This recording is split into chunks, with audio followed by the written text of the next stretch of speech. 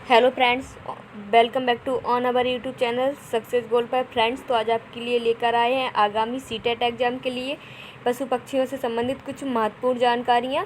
Video शुरू करने से पहले आपको बता दें फ्रेंड्स कि आज का वीडियो आपके लिए बहुत इंपॉर्टेंट होने वाला है। यदि आपको विश्वास नहीं होता तो आप पहले वीडियो पूरा देख लीजिए, तो आपको पता चल जाएगा कि यहाँ से आपके कितने नंबर के क्वेश्चन फंसेंगे आगामी सीटेट एग्ज़ाम में। तो आज के अपनी इस वीडियो को शुरू करते हैं। तो यहाँ पे जो दिया गया है, मैना से संबंधित जो जानकारी दी गई है, मैना अपनी गर्दन को आगे पीछे झटके से करती है। मैना जो पक्षी होता है, इस तरह का दिखने वाला जो पक्षी होता है वो मैना होता है। तो ये अपनी गर्दन को आगे पीछे करती है, तो ये झटके से करती है। ऐसा नहीं है कि धीमे धीमे करती है जैसे अपन लोग करते हैं, तो नहीं, ये धीमे धीमे भी नहीं करती है और पूरी गर्दन तो नहीं घुमा पाती है, परंतु ये जो गर्दन हिलाती है अपनी, बहुत जल्दी हिलाती है, झटके से हिलाती है। नेक्स्ट जो जानकारी दी गई है वो उल्लू के बारे में है। उल्लू अपनी गर्दन पीछे तक कर सकता है, मतलब कि पीछे तक, जस्ट पीछे। जैसे अपन लोगों को देखना होता है तो पीछे नहीं देख पाते, पीछे देखने के लिए तो शरीर को घुमाना पड़ता है। गर्दन पूरी तरह से पीछे क्यों नहीं देख पूरी तरह से पीछे तक नहीं देख सकते हैं गर्दन से। उल्लू अपनी गर्दन को 180 अंश तक घुमा सकता है, एकदम जस्ट पीछे का अपना देख सकता है। और नेक्स्ट जो जानकारी दी गई है वो दी गई, पक्षियों के पंख पक्षियों को उड़ने में मदद करते हैं और शरीर को गर्मी प्रदान करते हैं। समय आने पर पुराने पंख झड़ जाते हैं और नए पंख आ जाते हैं। पक्षियों के पंख होते हैं, तो पक्षियों के पंख किस किस किस काम में पक्षियों की मदद करते हैं? तो पक्षियों को उड़ने में भी सहायता प्रदान करते हैं, मदद करते हैं, और शरीर को गर्मी भी प्रदान करते हैं। सर्दियों का सीज़न होता है, तो जब सर्दी ज़्यादा पड़ती है तो शरीर में जो पक्षियों के शरीर में जो पंख होते हैं, उन्हीं से इन्हें पक्षियों को गर्मी मिलती है। तो पक्षियों का पंख बहुत ज़रूरी है उड़ने के लिए भी, और शरीर को गर्मी भी प्रदान कर देते हैं। और समय जब आ जाता है पक्षियों के पंख झड़ जाते हैं, तो ऐसा नहीं है झड़ने के बाद दूसरे पंख ना आए और पक्षी बिना पंखों के रहे, नहीं, नए पंख आ जाते हैं। झड़ने के बाद पक्षियों के नए पंख भी आ जाते हैं और पक्षियों के उड़ने में मदद करते हैं और शरीर को गर्मी प्रदान करते हैं। बहुत इम्पोर्टेंट है। नेक्स्ट जो जानकारी है वो है पक्षियों के बारे में ही दी गई है। ज़्यादातर पक्षियों की आँखों की पुतलियाँ घूम नहीं सकती, इसलिए ये अपनी गर्दन को घुमाकर इधर उधर देख सकते हैं। पक्षियों की जो आँखों की पुतलियाँ होती हैं वो घूमती नहीं है। जैसे आप लोगों की जो आँखों की पुतलियाँ होती हैं, आँखों में जो ब्लैक कलर की जो दिखाई देता है वो पुतली होती है, तो वो घूमती है अपनी आँखों में, जिससे हम लोग देख सकते हैं कहीं भी एक वस्तु को भी एक ही समय में एक वस्तु को देख सकते हैं आसानी से।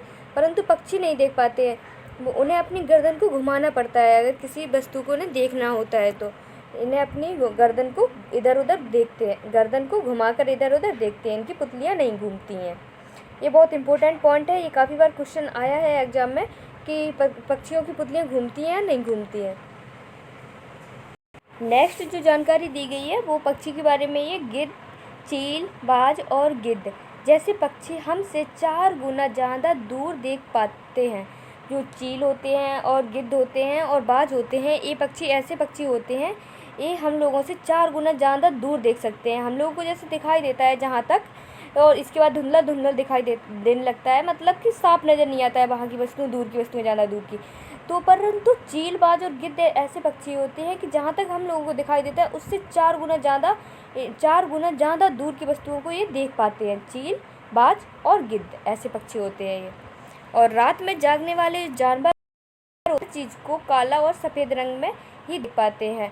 रात में जो भी जानवर होते हैं दिखाई देता है, रात में जागने वाले जानवर, जैसे कुत्ता हो गया, हमारा कुत्ता है और चमगादड़ है, तो इन लोगों को जो दिखाई, जानवर तो नहीं है चमगादड़, सॉरी, तो कुत्ता हो गया जो रात में जागता है, गाय हो गई, भैंस हो गई, जब देखते हैं ये लोग तो काले और सफ़ेद रंग में ही दिखाई देती है इनको हर चीज़।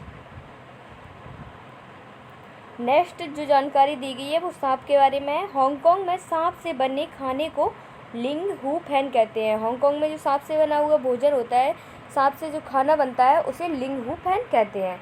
ये भी क्वेश्चन काफ़ी बार एग्जाम में आया है, तो ये भी आपके लिए बहुत इंपॉर्टेंट होने वाला है, तो इस पर भी आप स्टार लगा लीजिए। नेक्स्ट जो जानकारी दी गई है वो चूहे के बारे में है। चूहा में देखने की क्षमता कम तथा सूंघने व स्वाद लेने की क्षमता अधिक होती है। सूंघने में जो चूहे को ज़्यादा दिखाई देता है। ऐसा नहीं है कि चूहे को ज़्यादा दिखाई देता है, कहीं भी भोजन रख दो या कुछ रख दो कुतरने वाली वस्तु है तो ये देख लेते हैं चूहे, नहीं, इनके सूंघने और स्वाद लेने की जो क्षमता होती है वो अधिक होती है। इससे ये सूंघ कर पता कर लेते हैं कहाँ पर भोजन रखा है और ये वहाँ पर पहुँच जाते हैं। तो इनकी सूंघने और स्वाद लेने की क्षमता अधिक होती है, ना कि इनकी देखने की क्षमता अधिक होती है।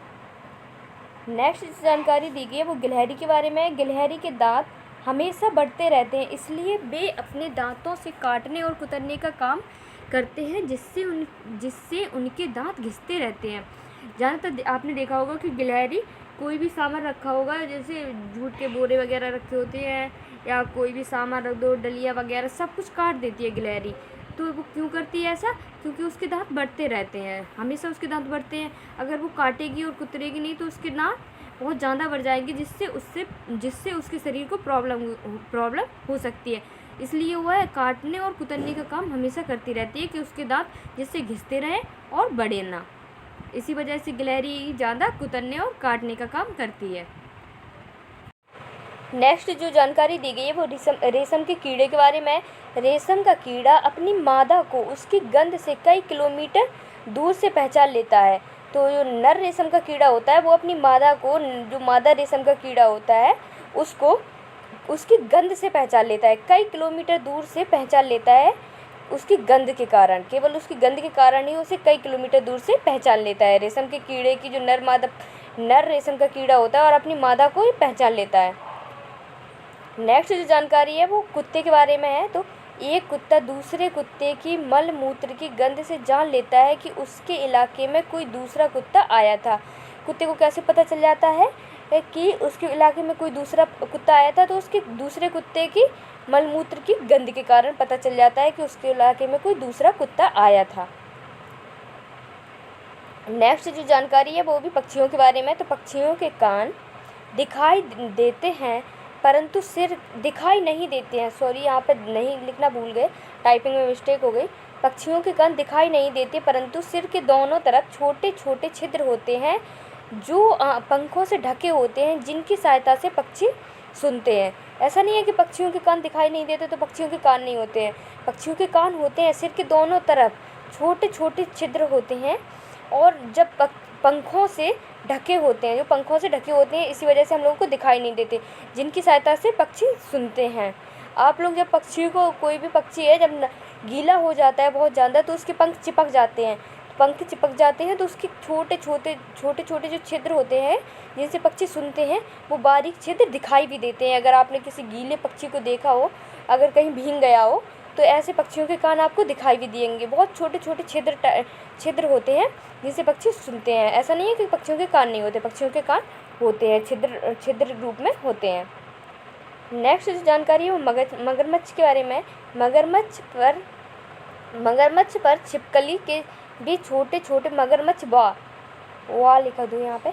मगरमच्छ व छिपकली के छोटे छोटे छिद्र जैसे कान होते हैं जो आसानी से दिखाई नहीं देते।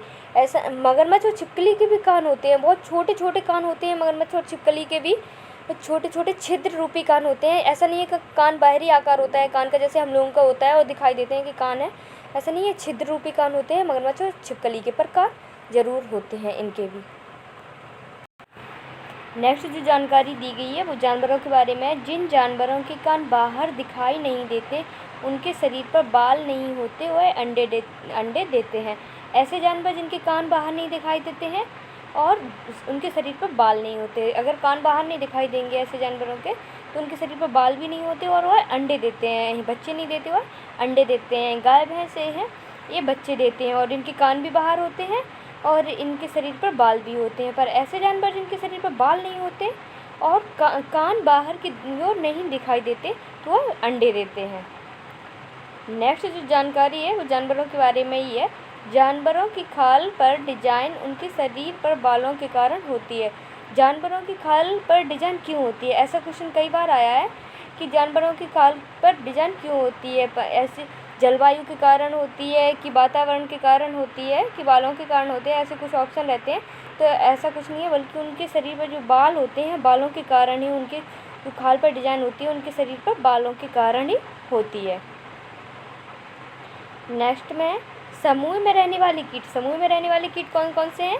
तो दीमक, ततैया, मधुमक्खी, चींटी।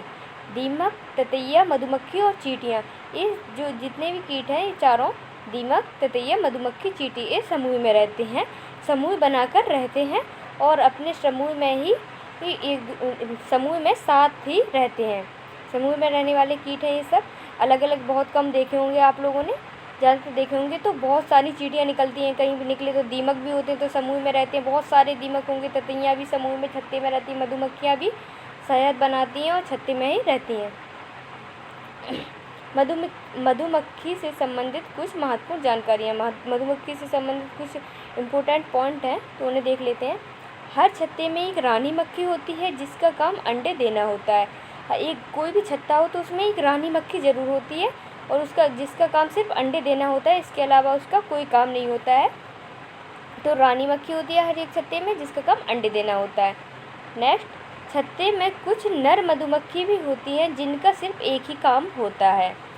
और नेक्स्ट जानकारी है नेक्स्ट पॉइंट में, छत्ते में शेष जो मक्खियाँ होती हैं, जो रानी मक्खी होती है, रानी मक्खी का काम अंडे देना होता है और जो छत्ते में नर मधुमक्खी होती है उनका भी सिर्फ एक ही काम होता है। और शेष जो मधुमक्खियाँ बचती हैं उनका काम रस को इकट्ठा करना और बच्चों को पालन करना भी इन्हीं का काम होता है। शेष जो मधुमक्खियाँ रहती हैं उनका काम होता है रस को इकट्ठा करना और बच्चों का पालन करना।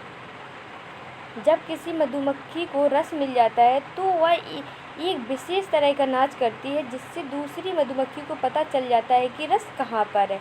जब किसी भी मधुमक्खी को जो रस मिलता है फूलों के द्वारा, तो रस मिल जाता है तो इस तरह का नाच करती है। एक विशेष तरह का नाच होता है जो मधुमक्खी समझ पाती हैं। तो एक विशेष तरह का नाच करती है जिससे दूसरी मधुमक्खी को पता चल जाता है कि रस कहाँ पर है। नेक्स्ट पॉइंट, मधुमक्खी की जानकारियों में ही काम करने वाली मधुमक्खियाँ ही छत्ते का निर्माण करती हैं और रस से शहद का निर्माण करती हैं तथा बच्चों का पालन पोषण भी काम करने वाली मधुमक्खियाँ ही करती हैं। तो काम करने वाली मधुमक्खियाँ होती हैं वो ही छत्ते का निर्माण करती हैं वही, और रस से जो शहद बनती है शहद का निर्माण करती हैं। तो इन्हीं मक्खियों का काम होता है जो काम करने वाली मधुमक्खियाँ हैं। और बच्चों का जो अंडे, जो छत्ते में जो अंडे होते हैं, अंडे से जो बच्चे होते हैं, तो बच्चों का जो पालन पोषण का काम होता है वो इन्हीं काम करने वाली मधुमक्खियों का ही काम होता है। नेक्स्ट पॉइंट, अक्टूबर से दिसंबर महीने में मधुमक्खियों के अंडे देने का समय होता है और इन्हीं महीनों से मधुमक्खियों का पालन किया जाता है। और ऐसा ये वाला क्वेश्चन काफ़ी बार आया है कि कौन से महीने मधुमक्खी पालन के लिए उपयुक्त है। तो अक्टूबर से दिसंबर महीना ही मधुमक्खी पालन के लिए ये सही माना जाता है, क्योंकि मधुमक्खी के अंडे देने का समय अक्टूबर से दिसंबर महीना ही होता है और इन्हीं महीनों में मधुमक्खी का पालन किया जाता है। मधुमक्खी पालन के लिए सही महीना कौन सा है? अक्टूबर से दिसंबर महीना। नेक्स्ट, लीची के पेड़ मधुमक्खी से संबंधित है, पॉइंट ए भी है। लीची के पेड़ मधुमक्खियों को लुभाते हैं। ऐसे कौन से पेड़ हैं जो मधुमक्खियों को बहुत अधिक लुभाते हैं? तो लीची के पेड़ होते हैं जो मधुमक्खियों को बहुत अधिक लुभाते हैं, जिससे ये मधुमक्खियाँ रस को इकट्ठा करती हैं। मधुमक्खियों को पालने के लिए चीनी का घोल, बक्से और बक्सों को साफ करने के लिए दवाइयों की ज़रूरत होती है। ऐसा क्वेश्चन काफ़ी बार आता है कि मधुमक्खियों को पालने के लिए किन हमें वस्तुओं की आवश्यकता होती है।